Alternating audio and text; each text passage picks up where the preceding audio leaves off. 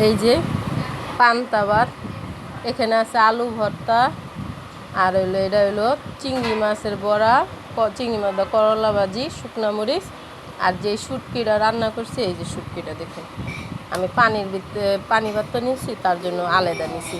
পানি ভাতের ভিতরে নিলে এই বড়াটা যে মচমচা ভাবটা এটা নষ্ট হয়ে যাব। দেখুন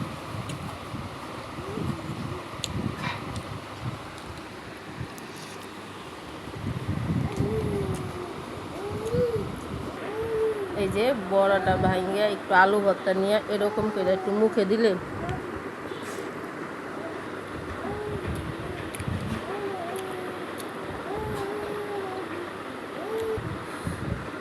এই যে শুটকি, এই যে রসুন,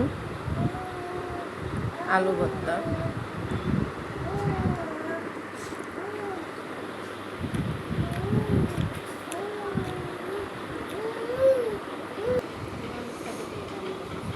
এই যে এই তরকারিটা আর এই গরমের ভিতরে এরকম পানি ভাত ভর্তা খুবই ভালো লাগে। যদি ভিডিওটা ভালো লাগে লাইক শেয়ার সাবস্ক্রাইব করুন বন্ধুরা।